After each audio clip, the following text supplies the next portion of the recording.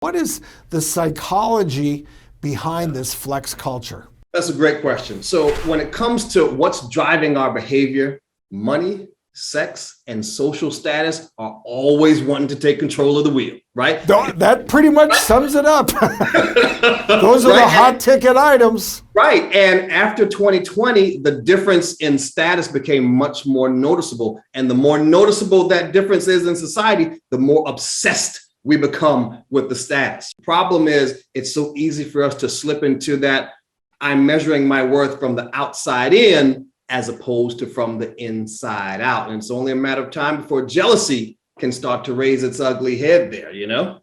Yeah, I mean, Dr. Ish, I know you're well-read, well-versed on the literature. I mean, there's research out there. It actually suggests that the more people endorse materialism, the worse their well-being. Right. You know, when you accumulate some of those material things, that so-called excess baggage, it doesn't necessarily equate with true happiness. It really doesn't, Doc. And the thing that makes us happiest as humans is progressively working towards a goal. When I had my car in med school, it was so raggedy, parts of it would literally fall off on the way to school.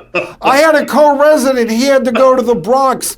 I said, okay, you can take my car on this rotation. I'll let you use it.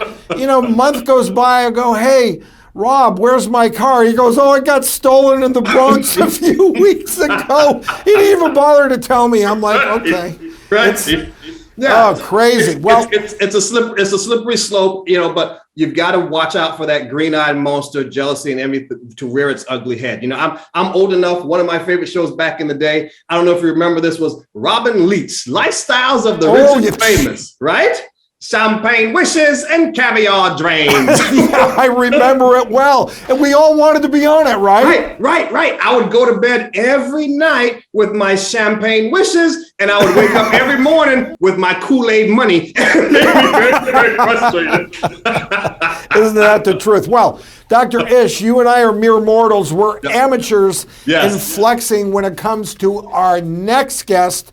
She is a seasoned pro. Okay. Let's bring in Ashley, a recording artist who calls herself the Queen of Flex. Welcome to the show, Ashley. Hey guys, how are you? How you doing? All right, so we're going to the source here, Ashley. Tell us why you've given yourself that title. Look, I don't really think I've given myself that title, but my fans definitely have, and I just love to give them what they want.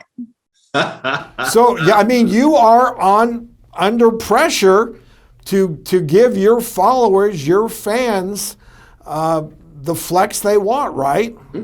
Yeah, well, look, I personally don't really feel any pressure to flex, but it's literally just my life and I love to share it with them.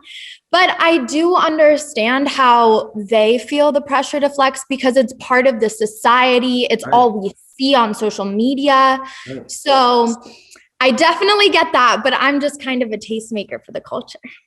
All right. So what do you think about these people out there that are so-called fake flexers? Look, if you have the money to rent a car or be in a situation where your friends have a nice car or a nice house or anything, then you have the ability to flex what's flexible. Like, you see what I'm saying? If you see it, flex it, post it, you do you, and you're in control.